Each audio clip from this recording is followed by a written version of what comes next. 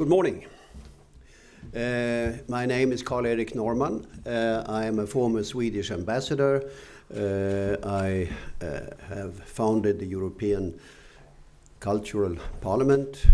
I have the pleasure of being a professor here at the ICD in various aspects of cultural diplomacy, like nation branding, future trends in cultural diplomacy, and also European studies and politics. I am not an expert in terrorism. I think that's important to state. There are others who know these issues better than me, but I have some considerable experience of international affairs.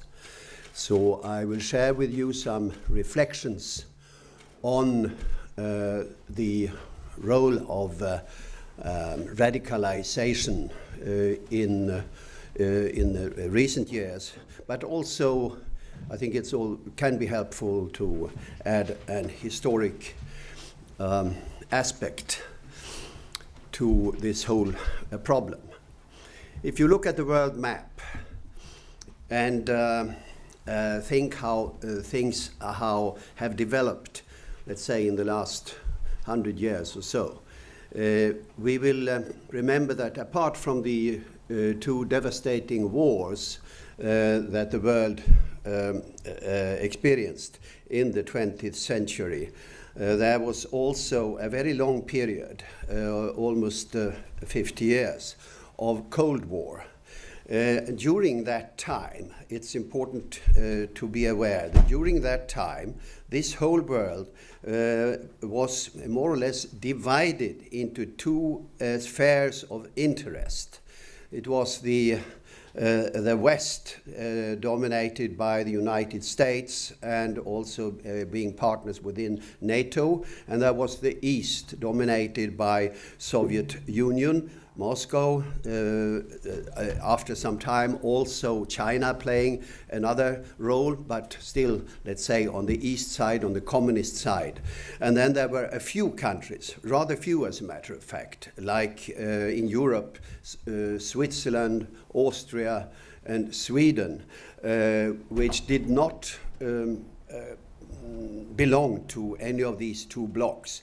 But both for South America, for Africa, for large parts of Asia, there were these interest spheres were really very clear.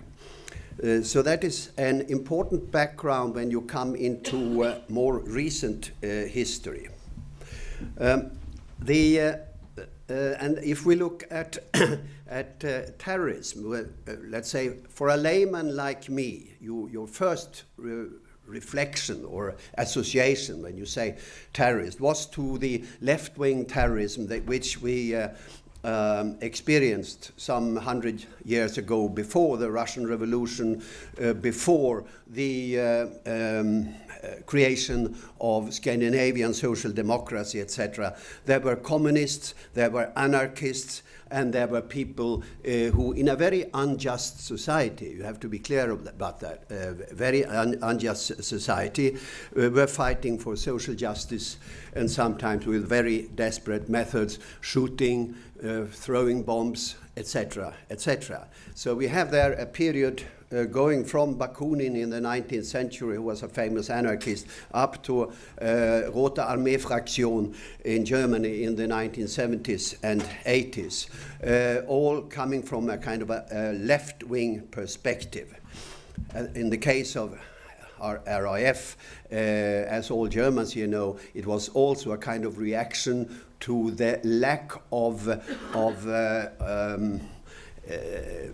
concession from the generation who had been active in the Second World War. So, Papa, what did you do in the Second World War? Or Grandpa, what did you do? And they didn't get any answers. And that is, according to analysts, one of the reasons why RAF appeared. There was also, about 100 years ago, the big fight between those who advocated revolution to change society and those who were in favor of reform. And as you know, then the revolution side won in Russia. Soviet Union was created, and the reformists became particularly pregnant, I would say, in Scandinavia. Then, after the Second World War, we had the Cold War with the division of a communist world, East, and a market economy, West. And almost every government all over the world had to make a kind of a choice. Am I on the East side or on the West side? At that time, even the conflict, the permanent conflict between Israel and Palestine was a typical East-West conflict at the time. The West was supporting Israel more or less. The East was supporting the Palestine issue at the time. All these things have become blurred in recent years, but that was how it looked at the time. That is the situation when we come up to some very crucial years. In my view, we shall be aware that not the fall of the Berlin Wall, which we will celebrate now in a few weeks' time, and which was 30 years ago, is only the result of a lot of important things happening 10 years earlier. And what happened 10 years earlier were a few very decisive things. There was a religious renaissance when Khomeini came to Iran, and the Shah of Iran had to leave. At the same time, more or less, the Polish-born Pope Wojtyla, John Paulus, became Pope in Vatican and became a very important symbol in the East European, particularly Polish, fight against Moscow and against communism. At the same time, we got a new president in the United States, Ronald Reagan, and a new prime minister in United Kingdom, Thatcher. And they had one very clear, they shared a very clear agenda, and that was take the borders away in all fields between people, and also between goods, and not least between regarding capital. So the capital markets of the whole world open around this year. On top of this was the breakthrough for a kind of commercial use of these satellites, which before had been up there for 10 or 20 years, but not really used for communication. Now they started to have a role in communication. All these things happened around 1980, which prepared the fall of communism and the opening of this enormous globalization that we are witnessing now since some decades. And then, so it was only a question of time when the communist empire should fall apart. And it took about 10 years. So by end of 1991, Soviet Union fell apart. At the same time, all new states appeared in Eastern Europe and in Central Asia. And people could celebrate the end of the Cold War. At that time, there were two different American schools among academics. There was Professor Fukuyama, who said this is the end of history. That sounds funny, doesn't it? But what did he mean by that? Well, he meant that this long ongoing war between ideologies is over. Liberal democracy, market economy has won. And we can all now cooperate in a democratic world. He had to revise his view some years later and so on, but that was his position as a result of the end of the Cold War. A few years later, another American professor, Huntington, said this is now a vacuum is there now after this Cold War, and this vacuum will be filled. That is a human instinct to fill a vacuum. And it will be filled by the clash of civilizations. And, well, he elaborated on this a lot, but some of the most important issues there is since he saw already the renaissance of religion being there since 15 years, and he saw then the risk that these religions, particularly Islam and Christianity, would clash here or there.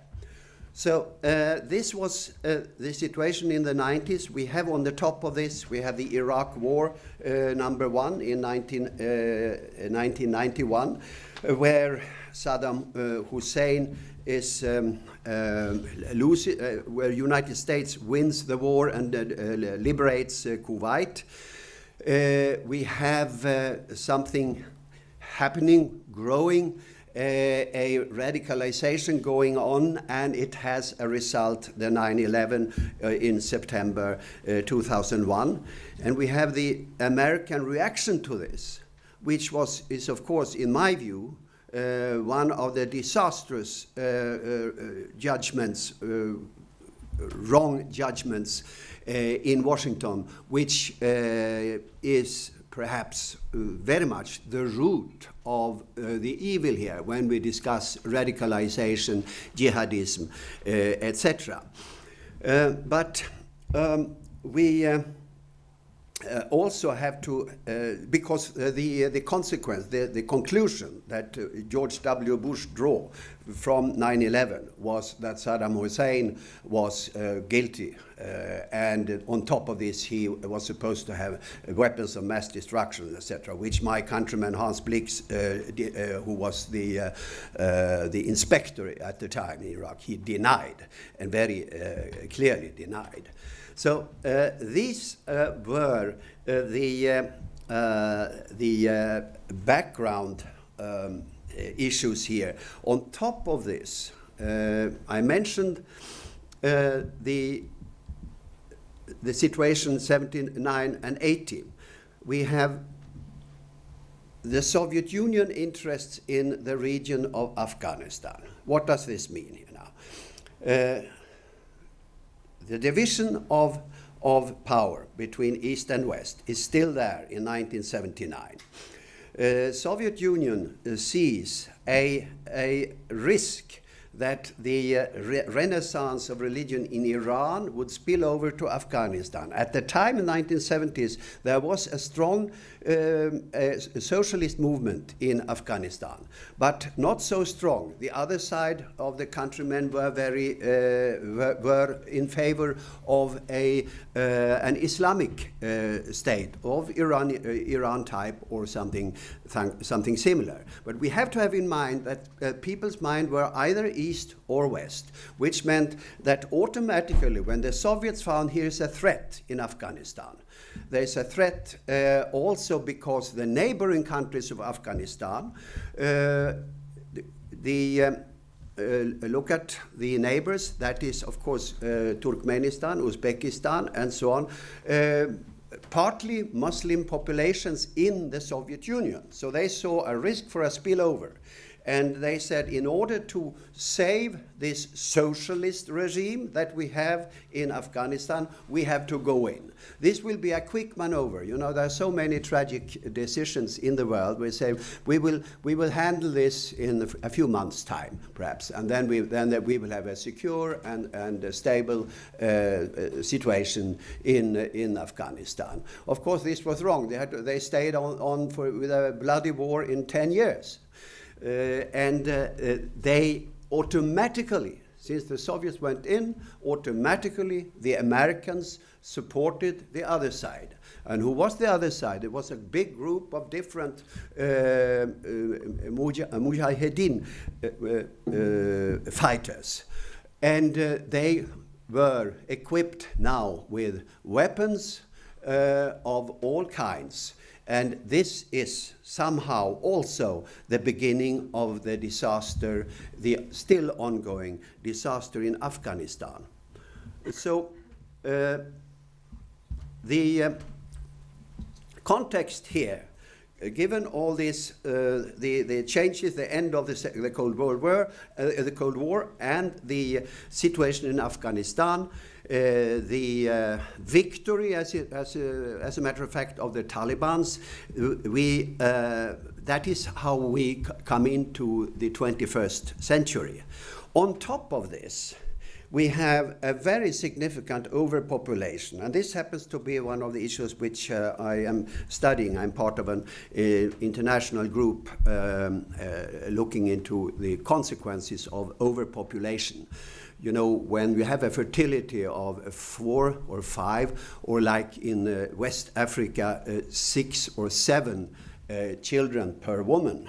This is rather disastrous in a poor country where you have difficulties in feeding even 2 children. So the overpopulation started to play a role here. At the start, when Khomeini, for instance, became, or Wojtyla became religious leader, at that time, the world had 4 billion people. 4 billion. Today, as you know, we are approaching 8 billion. So in this rather short period, the world population has doubled. And that is a factor which absolutely have consequences on very many of the issues, on the problems we are discussing, including terrorism, including climate change, and other, and also including various conflicts. Then came in 2011 Arab Spring, and there you can see it's a typical example of what I just said. A young fruit seller in Tunis is desperate because he can't feed himself. The business is bad, and life is too expensive, etc. So it's a desperate move. He kills himself, and this becomes the spark for the beginning of the Arab Spring. Also for the beginning of the Syrian war, also for the beginning of the Libyan chaos, which appeared after the fall of Gaddafi. So all this is happening, and it leads to the normal effect, I would say, that people try to flee away from this chaotic situation or war situation, and we have the enormous streams of refugees in 2015. And then we have the famous expression by Angela Merkel in September 2015, "Wir schaffen das." We can fix this. We have the tradition in Europe to be open and to receive people who are in need. And this is also the kind of the moment where polarization is also starting to a large extent politically in various European countries. So, with all this as background, the real facts here, as you know, and colleagues will certainly be able to speak more about that. 9/11, then Madrid, and then London, Paris, at least twice, Nice, Berlin, Stockholm are examples of terrorist attacks. Some people would say the terrorist attacks and jihadists are the top of the iceberg because there is a growing radicalization among Islamic communities in countries like Germany and Sweden. My country, Sweden, and Germany are very comparable here, similar to one extent. I always tell people, if you want to understand, to a German, if you want to understand the political situation in Sweden, take Germany, divide by 10. because it is that these are more or less the population relations. But we both have a situation with almost 20% foreign-born inhabitants, and we are both facing the same type of bureaucratic and capacity problems that a country has, which has a very high ambition level for taking care of each citizen of the country. That is why both Germany and Sweden are facing the same type of problems, generally speaking, with asylum and immigrants. We are also facing a new, which we had thought really that for after 70 years after the Second World War we wouldn't have to see any more signs of anti-Semitism, but we do. I must be blunt about this, I think, because it's not said clearly enough that many immigrants with Muslim origin has brought with them their automatic antipathy against Israel and consequently against Jews. And that is one of the reasons why we see so many very radical examples of anti-Semitism, both in some Swedish cities and here in Berlin and other places in Germany. Now, what are the remedies in my view here? Well, more active integration in European countries, there we have failed. Very high ambition, as I said. For instance, you can say for 25 years ago in Sweden, we had all material and so on was translated into almost 100 languages. The schools offered so-called homeland education in their homeland languages and so on. But the emphasis on learning Swedish, which is so important for integration, was kind of forgotten and has been reminded of only in recent years. To some extent, Germany has had the same problems. The inequality, as some of you know, has in the world totally, and also within countries, has increased dramatically. We are almost back at inequality differences like they were 100 years ago. And that is, of course, a very serious problem which has to be tackled.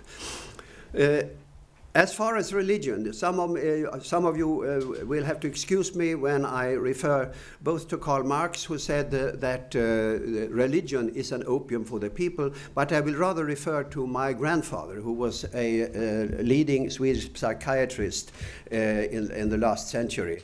And he simply said, religion is there for people who are in a desperate situation.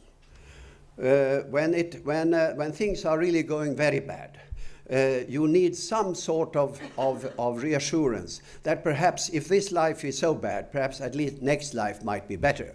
And that is the kind of offer that religion can make. And somehow one of the reasons people ask why Sweden, for instance, is so very secular, 2, 3, 4% of the population, of the Christian population, go to church, for instance, or are interested at all in religion. And that is, of course, because the victory of the welfare state. It's very simple. They thought the welfare state is taking care of it, so you don't need God for that. That is. I don't say that is the recipe for the world, but it is of some interest. Fight overpopulation. I mentioned the climate change, of course, comes automatically with it, because the poorer you are, the more desperate you are, also in the means of heating or of cooking and so on. So you cut bushes or you cut trees and so on, and the desert is spreading, and that is what people in Sahel, in the sub-Saharan Africa, for instance, are experiencing.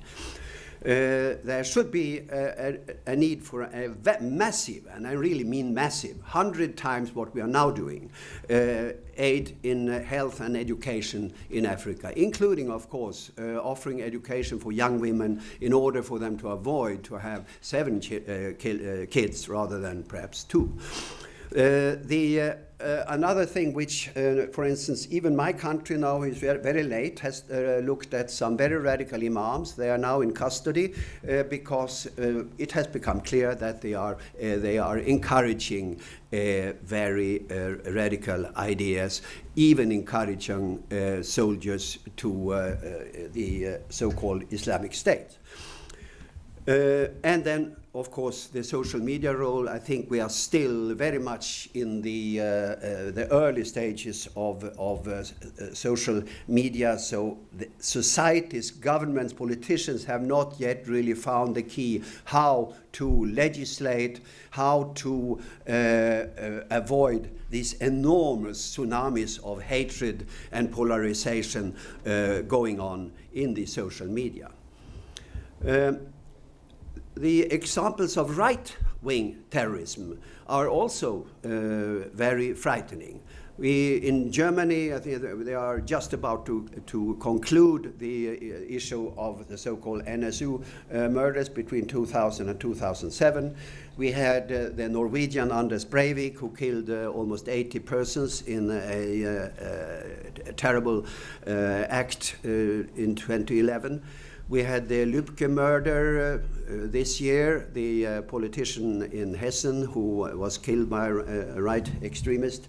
We had the stories from Chemnitz you heard about, and we have also in Sweden some attacks on the mosques, for instance. So it is there. The right wing extremism has also been increasing.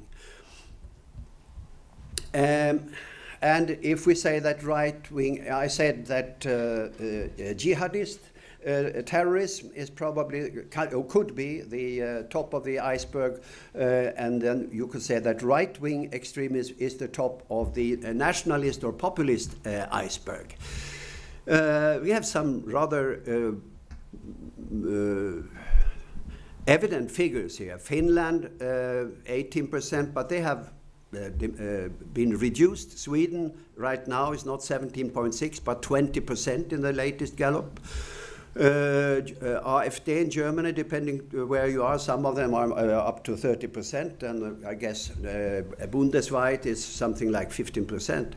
Denmark also very strong. Czech Republic. Austria, we'll see, they have lost now in yesterday's election considerably.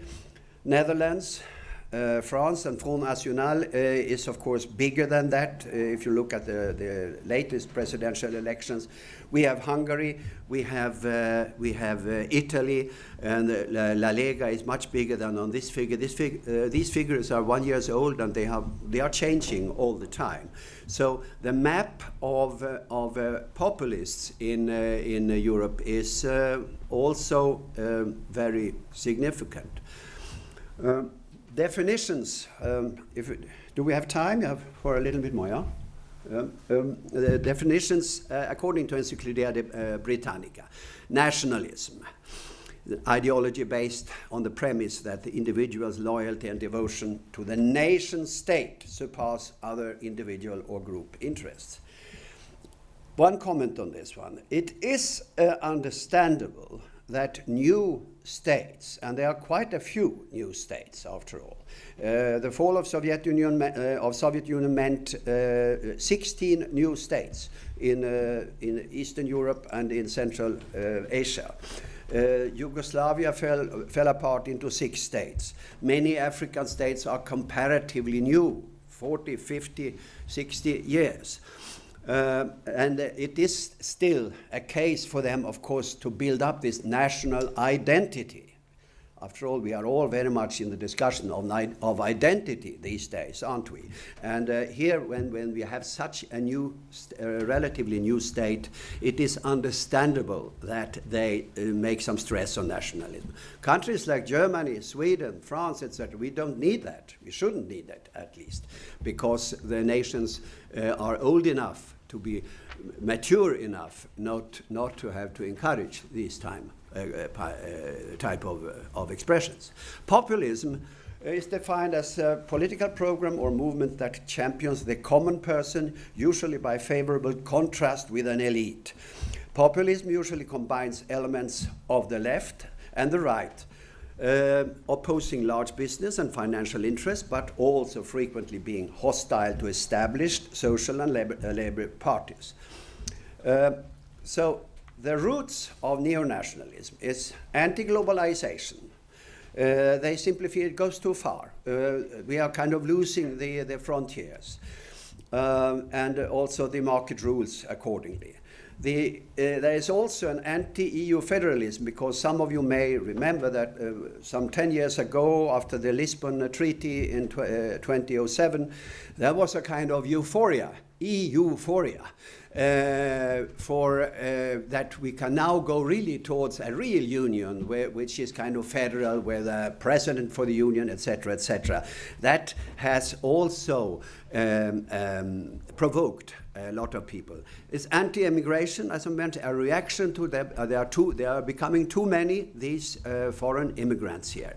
History nostalgia, for instance, the Hungarian kingdom a few hundred years ago is reminded by the political leadership. And then you had the movement, so-called Christians against Islam, Patriotic Europäer gegen Islamisierung des Abendlandes. Folklore nostalgia, I would call the Sweden Democrats, more like it was a nice time earlier and not so good now.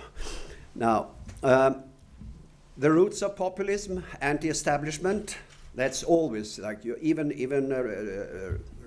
Donald Trump had anti-establishment as his main point to become president. Anti-politicians, anti-established media, fake news, anti-banks and financial market, province against capital and other big cities. That is a very important element, and it's evident in almost all countries. We have this difference, and this difference is growing.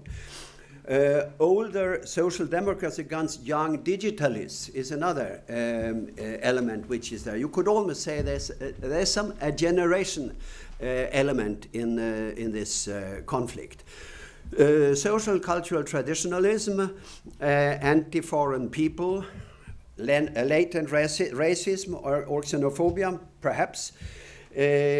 And I think we should know that Nazism and violent neo-Nazis are minority movements which are not included in that is another connection. So anyway, he is perhaps also a polarizing president, and the question is, to what extent does he inspire Europeans for, America first, that Germans would say Germany first, France first, etc.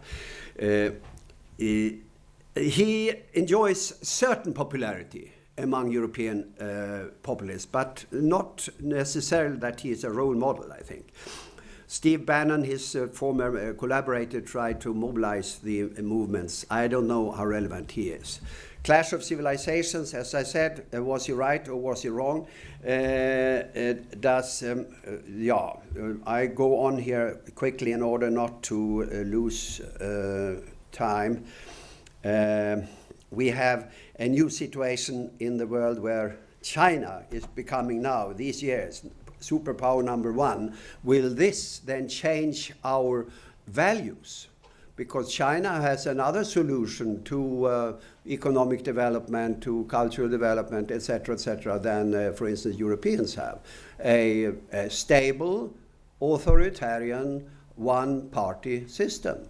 And just like in the Cold War period, this type of model could be attractive to about half the world. So who knows? Or the Turkish relevant. Erdogan tried to become a model for the whole of North Africa and Middle East, for instance, re-establishing the Ottoman Empire. And his style is, of course, very, very authoritarian. He has the world record in journalists in jail, in sacked university professors and school teachers, etc., etc. So this model might also become attractive to some governments. And on top of this, there is a certain decline in support for democracy as such, also among people in younger generations, because they don't deliver, or they are just quarreling, or they are corrupt, and so on. This kind of misgivings about politicians is, of course, in per se a threat against democracy. So now comes the question here, is today's populism, is it right-wing? It is usually presented as right-wing, but I will show you that it's not completely correct. But right-wing, yes, less state, less tax, minimal regulation, that is right. Anti-immigration, I guess that is right. Pro-military expenditures, which most of them want, is right. Anti-EU federalism rather than nationalism, that's right. Anti-gender equality and anti-LGBT, that is very much right. Anti-abortion is, of course, right. Promotion of strong families and more children, typical conservative position. Strong links to Christian church, also typical conservative right position. But the populism today is also left. Anti-globalization, for instance, you have the movements like ATTAC and the Tobin tax, etc. These are they're typical left-wing initiatives to control globalization. Anti-banks and anti-financial sector, that's typical left position. Anti-increasing gap between rich and poor is very much a left-wing position. Pro-better pensions for indigenous elderly is also a left-wing position. Domestic welfare nostalgia, you could say, is left. Attitude to healthcare and education, and you take again abortion, pro-abortion, because some of them are also pro-abortion. It varies, you know. So, populism in the European Parliament, we don't have to go into here, but they have grown in the European Parliament as well. In Germany, talking about the icebergs, and then who are the radical. Germany, it started with a group of professors who thought that the euro wasn't functioning. Perhaps either some countries should leave the euro or Germany should leave it and go back to Denmark. And then it developed into, they joined forces with Pegida, and now we have AfD. In Denmark, it started from a normal national conservative standpoint. In Norway, it started as a tax reduction party and then became Fremskrittspartiet, which is immigration skeptic. In Netherlands, it started rather purely with Wilders' anti-Islam movement. And in Finland, the true Finns, they very much became neutralized when they joined the coalition government. Farage and Brexit is a case by itself, of course, and populism there is not against Islam or against non-European immigrants, but it's against the Polish plumber or the Bulgarian waitress. A few million people through the enlargement of the European Union joined in the labor market of the United Kingdom. And as you know, they are fighting very hard to get to fix this. Nobody knows what will happen in the next weeks or two. So this is a type of British nationalism. In Eastern Europe, we have the so-called Visegrad state, Poland, Czech Republic, Slovakia, and Hungary. And they have so-called security arguments. I think we should be aware here that they have only about some 25 years of freedom from the Soviet rule, from the communist rule of Moscow. They are still in the transition period. They have just managed to get rid of all these communist institutions and habits. And they are trying to settle down and trying to accommodate to, shall we call it, Western European institutions and traditions. And they have worked hard in order to apply and to have a natural role in the European Union. And some of them then feel, well, in this situation we can't also have a big number of immigrants coming here with new cultures and new religions and so on. We need more time. That would be probably how they would present their case. So there are many dimensions, historic dimensions, why they are so skeptical against immigration. And that is a symbol, Orban, who started as a liberal and then became a very clear anti-immigration person. Tony Blair, to some extent, also started here. I call it the New Labour syndrome because we have social democratic leaders, Labour and Social Democrats, both in UK, in Germany, and in Sweden, who moved to the right, moved into the center. At the same time, conservatives like Angela Merkel moved to the left. They all met in the left. And they caused a lot of frustration in their left-wing, respectively right-wing constituencies. So that is, there you have some of the reasons why we now have more extreme views on these sides. The migration figures you are probably familiar with, and there, of course, Italy and Greece have been suffering particularly under that. There's now a big fire on the island of Lesbos going on this morning, I heard, and they can't really handle the situation as it is, so that is a dramatic issue.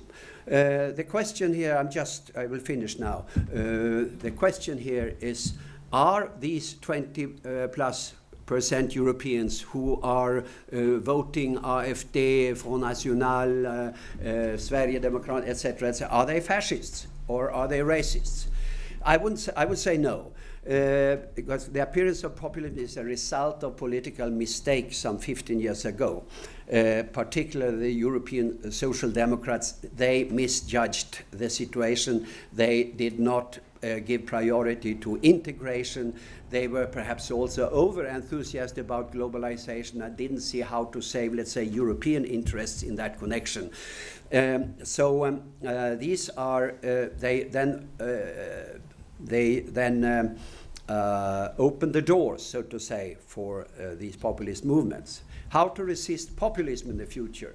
Make an economic and social justice a priority, close the gap between rich and poor, globally and domestically, go much harder against banks, financial sector, and tax-avoiding companies like Google, Facebook, Amazon, and others, react on Panama Papers and similar scandals, fight corruption, give priority to ambitious integration programs and regulate immigration, defend European values like liberté, égalité, fraternité, including gender equality and LGBT rights. When integration takes place, and that's a kind of after all, a dialogue going on, Europeans should not hesitate in really defending these things that have been achieved after such a long fight, the gender equality and the LGBT rights, for instance. Consider Norwegian, Danish, Austrian, other more letting the populists in. Perhaps they might become de-radicalized. Thank you very much. Thank you very much.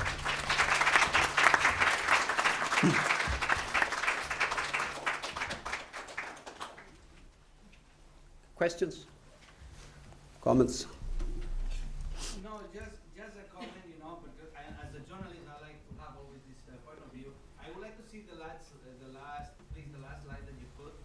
I completely agree with the second point, go much harder against banks, financial. I completely agree. Thank you. I'm not 100% agree.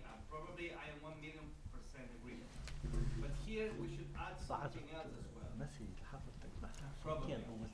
Religious institutions and NGOs.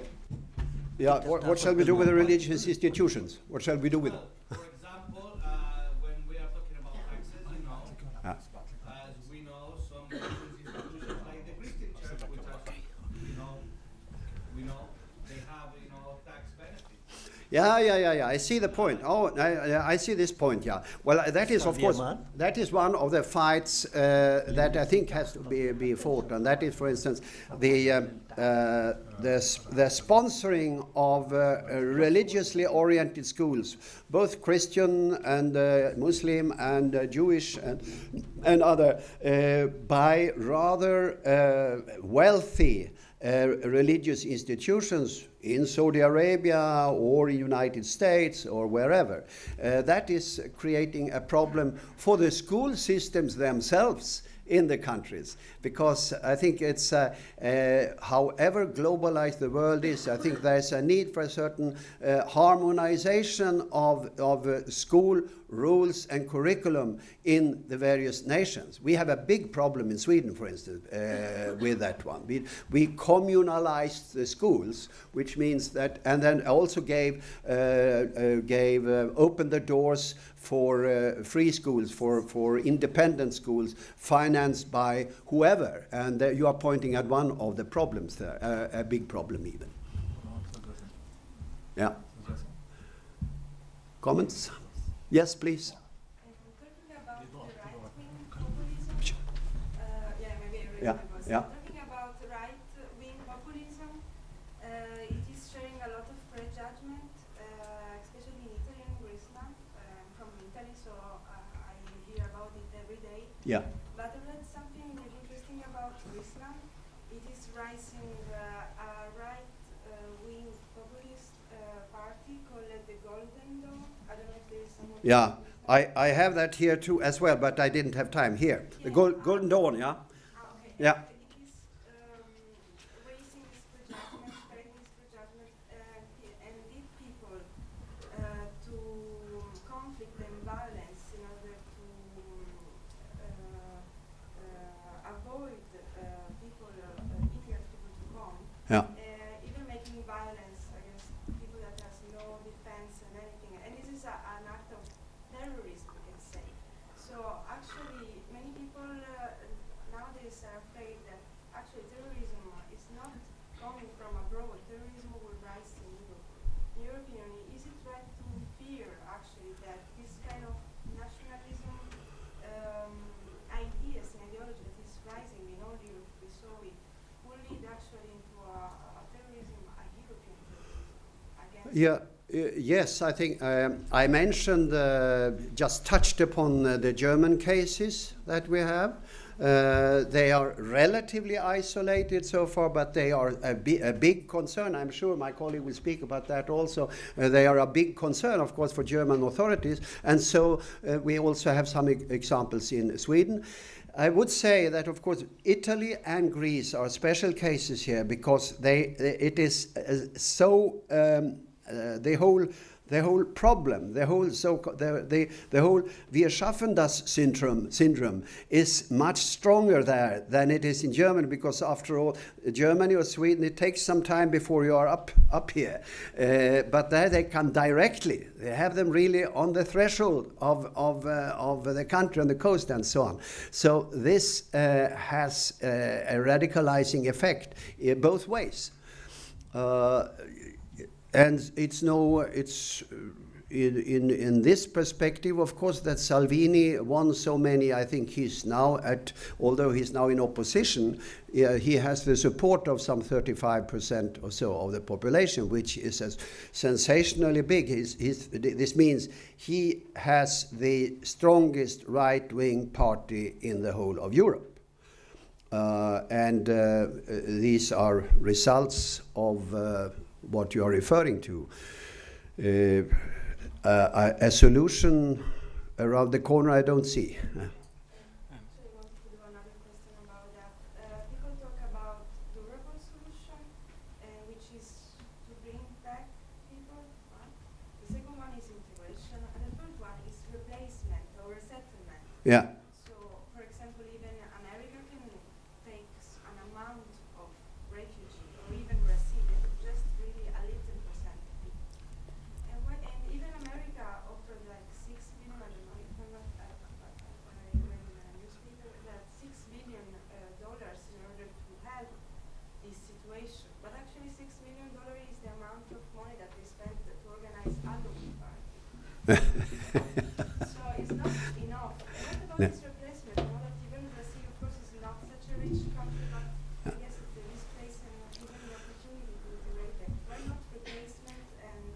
The- resettlement is as really reliable. So why a European country has Mm. to just deal with that? I will many people that say, oh yeah, but have you seen how Africa is big? European cannot bring them all. Yeah, but it's true, but there is a war.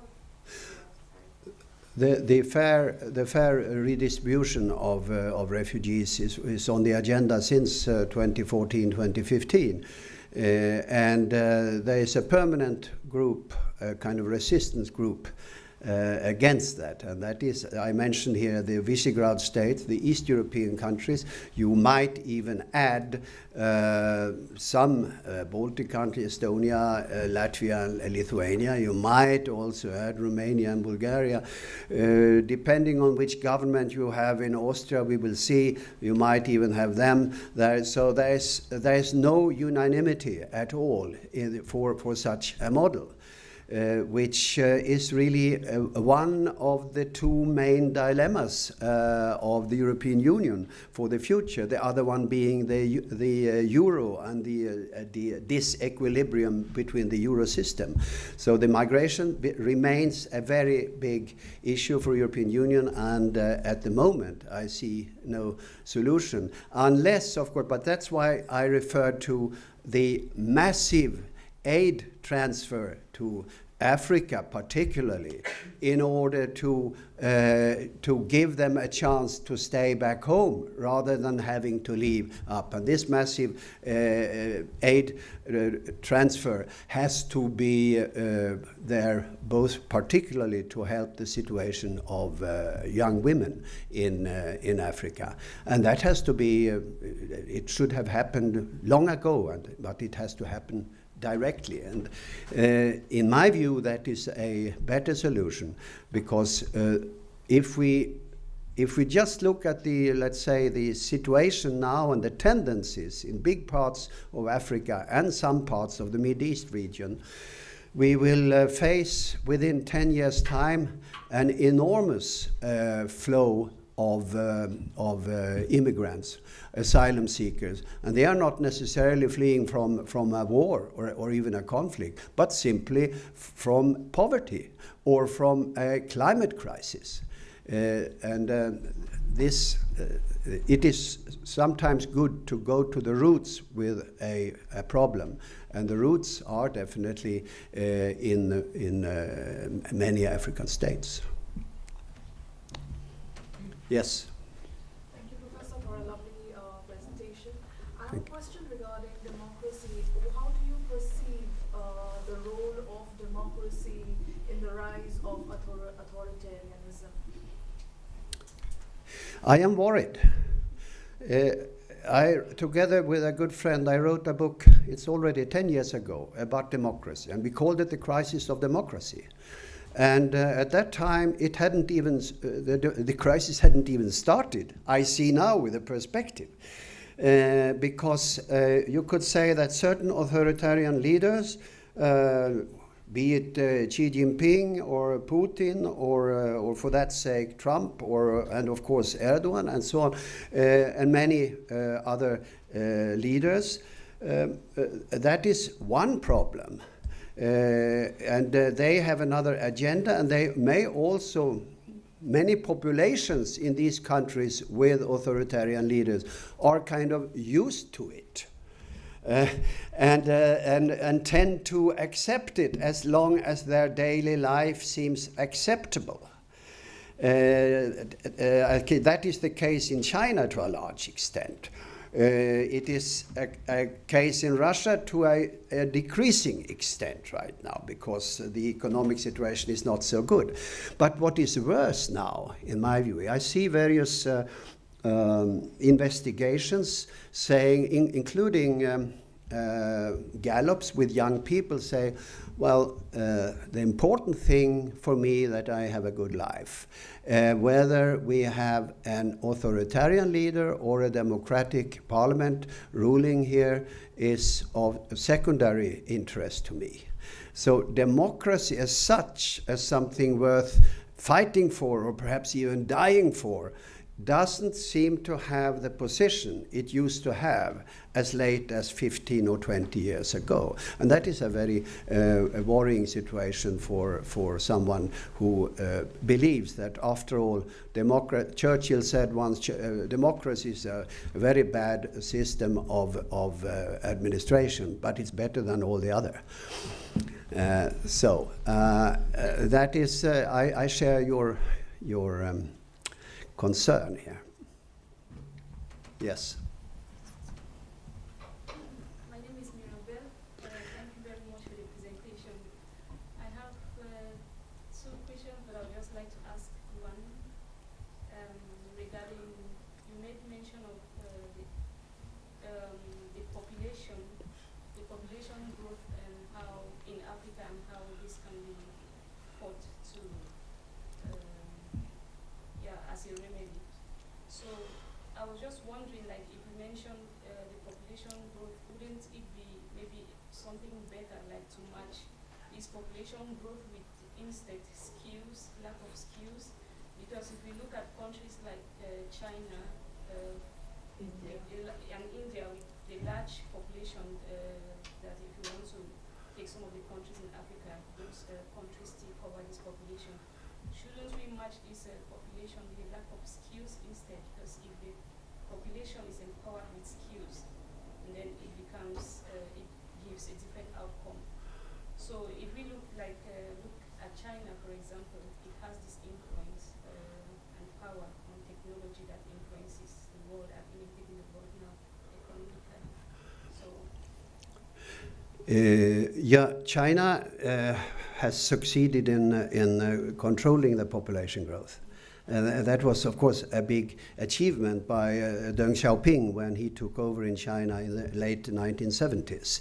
And that is one of the secrets, as a matter of fact, behind China's enormous economic success, because they didn't have to fight overpopulation. It's also one of the secrets behind South Korea's enormous success. India hasn't succeeded yet, I would say, but they have a much better situation than they had some 20 years ago. And India totally said it has a population increase of something like 2.4 and so on. So it's, but of course we are speaking here very big numbers, of course, but and some people in some regions of India have enormous problems, also partly due to overpopulation and poverty, etc.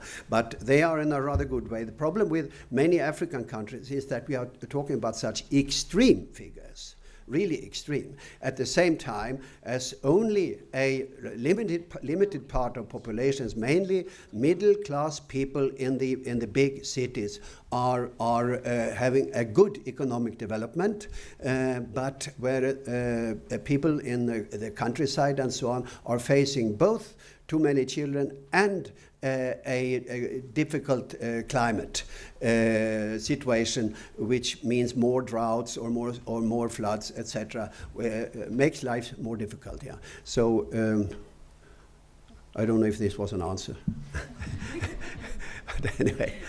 Thank you very much, Mr. Ambassador. It was been a pleasure to listen to you. Thank you very much. Thank you. Thank you very much.